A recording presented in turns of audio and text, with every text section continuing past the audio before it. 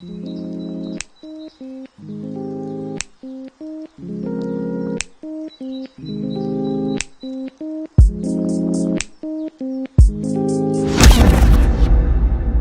to the next episode of CosmiQ TV. We got another collaboration with Vibe City Records. To the left of me, I'm sitting over here.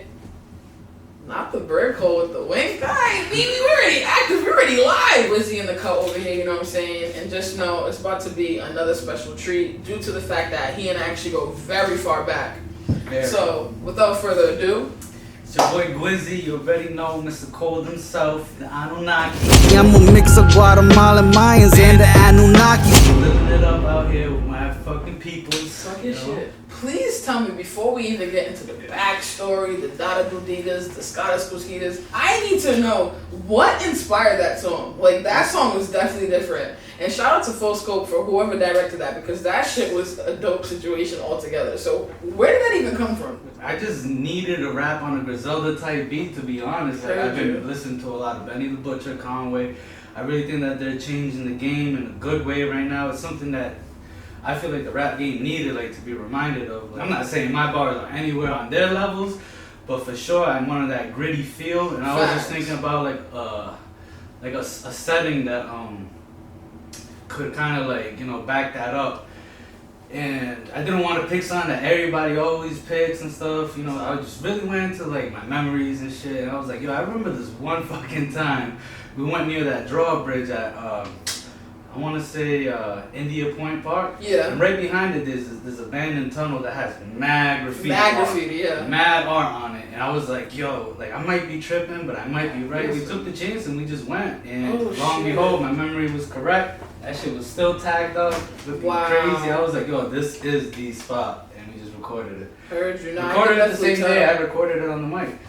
Heard you. Get after it. I can tell by the lyrics though, like, you was in, like, definitely a whole bunch of different mental bags of, like, topics. Like, I remember there was a couple of references where, like, it almost gave me Wu-Tang Clan vibes, cause, like, some of it was even referencing, like, not violence per se, but, like, physical activity and how it pertains to, like, the everyday. Like, I don't know how to best explain it, but I thought that song was pretty fire. And then, like, the visuals to it made it even better. Like, it was just, like, that shit was fire altogether. As I write my writing process, you know, like, sometimes I'm feeling out the beat. You could hear it also in the music. Like, I'm feeling out the beat.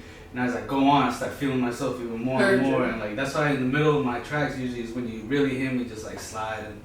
Or slide in that pocket and go off. Yeah, that Wu-Tang reference, that's pretty cool. I like that. I feel like Wu-Tang, especially like ODB, like Old Dirty Bastard, he didn't really like, obviously he cared how he sounded and stuff, but like he was just saying raw, gritty shit. Like, honestly, yeah. You know what I'm saying? Like pushing the envelope kind of. Exactly. That's what I like to do. Like my favorite rapper old time is Big L, and you know he gave no fucks about that. So let's take it back, because we definitely go far back. We're talking about like 10 plus years in the making. So we originally met all the way back in like middle school days, 6th grade and beyond, around 7th and 8th grade. And I remember like a few of us used to just sit in the cut in the corner of the class and be like the bad little jits, and like pretty much like he would be in the cut like spitting some shit sometimes, or if not, like, you know, just like us just talking our shit. But I remember like I was just surprised at the level of like intellectual like rapping you were at even then, because like you wasn't rapping about like corny shit people would typically rap about in that age frame where you're like, yeah, I'm gonna shoot somebody and da da da da. No, like you were literally coming up with realistic shit. So like I remember when I first seen you again and I found out that you were taking this now into a career step, I was like, yo, like finally you in that bag, like finally you about to get into that shit. With that being said, like what brought you from younger days where it was just like some playful thing, and then now it's to the point where you now transition into like really career wise looking at this? It's just I gotta just say life itself just like kind of drove me to this path. Like a lot of hardships I've gone through, like a lot of like mental barriers that I've broken through, all through like a writing process, because that's how I cope with things. And like I just started seeing myself developing like that, and I was like, you know what, let me get on a mic, let me actually spit this, let me lay some shit down. And that's how I started off, you know, even though like in the beginning of my rap stuff, like I was just saying like, you know, like just trying to go hard and shit. But like I feel like right now I'm kind of going back to that, like where I was at, like when I stopped kind of just writing like poetry and shit like that. Yeah. Trying to cope with things like that. But that's how I started. It was poetry in the beginning, like in middle school. I would say like 6th grade-ish and on. I was just like, but I would never say it like out loud or anything like that because I wasn't in that. I wasn't ready for that. Yeah, yeah. I was definitely not ready for that, but I was definitely putting it on like my away statuses on AIM and stuff. And I remember that day in English class, we was Miss Yessian. Yo. Miss Yessian, she had us all standing in a circle. Yep. She was like, and you were hyping me. She was like, I know Alex got some Yo, got bars some over sneaky there. shit in the cup. Yeah, I was like, nah, I'm not. I don't got nothing. And I did it. To know Guizzy is to like know there's so many different sides and there's so many different like tastes of like things he likes. So like that's why like back then I was just like nah, like I definitely can see you taking it somewhere because like first of all if you're chilling around Jesse, he's mentally different. He's like on a whole nother spectrum. So like to be around him, I'm just like alright, I already know yous are literally on some intergalactic other shit all day while we're in here on La La Land. So I'm just like, when I used to hear like the random stuff, even you guys would both come up with, I'm just like, yo, like, what are y'all doing not using this stuff? Like, yeah. I was like, nah, like, Guizzy definitely has something like, in the terms of like, it could have went into easily poetry or it could have easily went into rap. And I was just like, yo, like, if he gets older, he wants to do this shit on some real shit, it might really go somewhere. So like, when you finally went into Career Zone, I was like, yo, like, niggas from back in the day been waiting on this, like for real. So I was definitely excited to hear that. So tell me like on in terms of like your upbringing, like what was like your musical inspirations and how early did it start on where you recognized that you really loved music? I've always loved music, but I grew up. I'm a Guatemalan, so I grew up listening to heavy Mexican influenced music in the beginning. This is early Guizzy, like early. Mm-hmm. But my first rap album, no bullshit, was 50 Cent's The Massacre. And that was like the first explicit album I ever heard. Heard you. Guns come out, bitch get in my car. I was blown away. I was like, yo, this is fucking music, right? Yeah. I was like, yo, this is ill. This is what like I love right now. And like ever since then, I've just been listening to music like nonstop. Who would you say aside to him was like your next like leading person where you're like, all right, no, I really like rap, like. In the genre of at least rap, who was like your leading like? Lil Wayne. I was gonna say, why do I feel like it's Lil Wayne? I was on a crazy Lil Wayne feed. Yeah. He was going crazy. He was going couldn't wild. Nobody not listen to Lil Wayne at that time. Like, I still can't. His top song for me, period, point blank, is I don't know if it's called Soup, but it's this song where he's literally telling some bitch about her pussy being soup and how it's gonna the pussy monster. Maybe that shit. Yeah, that shit was still to this day, hands down, Lil Wayne's top #1 song. Like you can't come on. Yeah. And anybody watching this, you gotta go listen to that song. Pussy Monster by Lil Wayne. Period. It's a classic. Literally a classic. For sure. Like come on. I say Lil Wayne and. After Lil Wayne, I would put like Future. Future's flow, the way he just slides on beats, like that's where I want to get at one day. Like just being able to slide, but with my style like that, like he's just crazy. Like the way he just does this thing. Just slid in there with some Gucci flip flops and shit. Heard you. Yo, I still can't believe that song was about him fucking some basketball player's wife and like. Oh, Scottie Pippen. Yeah, I was like, shout out Larsa. I was like, wait, what? So my favorite track that I've heard so far is definitely Bussin', and we were talking about it a few minutes ago where you said that was one of your first tracks you ever recorded. Yeah. How was that one of your first tracks and you're going the fuck off on that track like that? It's because I was there when my boy made the beat, so I was kind of just like right into it as he's making the beat, so he's kind of like customizing it to the way that I'm flowing on it, and like I went home and finished writing it and stuff, and it just came out crazy, I feel. I'm not just coming out the woodworks to just spit some shit and have fun with this. Like I'm really just like trying to apply this pressure, and I feel like I need to let people know that's the type of time I'm gonna be on. Like from here on out type shit. And like my goal as an artist is to get better and better with every track. Not retrograde, not nothing. I don't care no more. Like I'm really trying to get better in every track, and I hope people can hear that.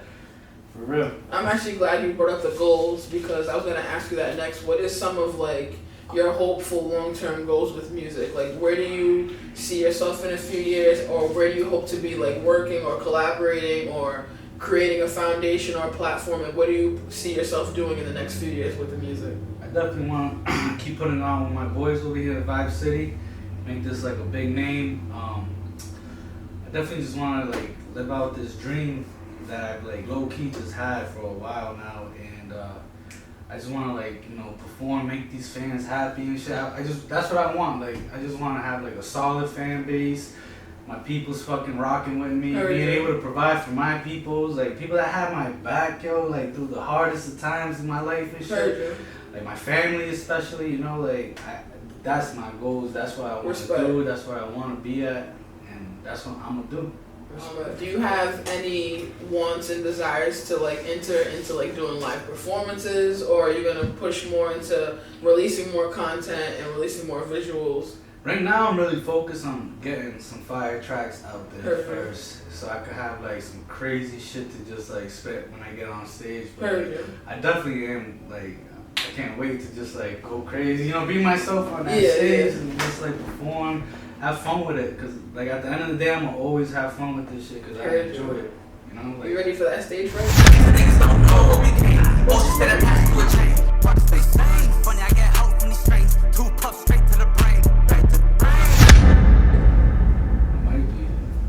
That stage fright is something fucking different, my nigga. I'll tell you, man.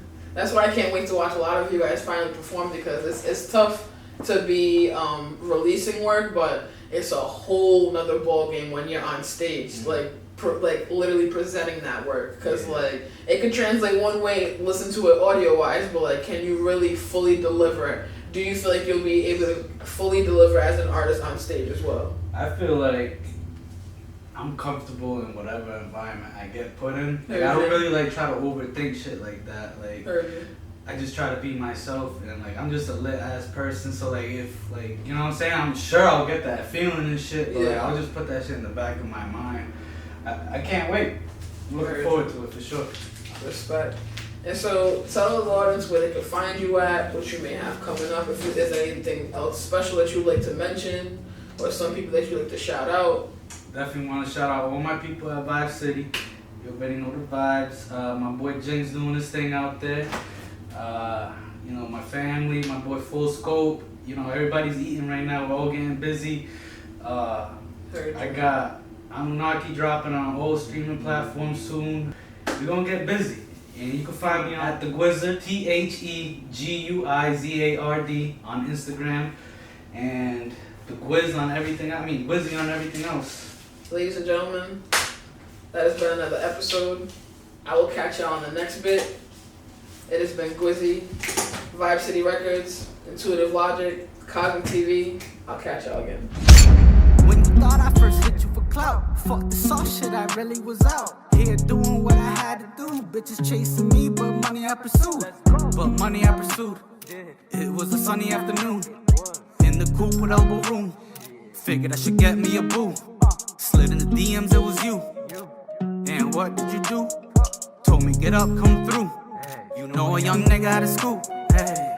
Unless you gon' change my mind, I've been going through too much for lies. Unless you gon' change my mind, I've been going through too much for lies.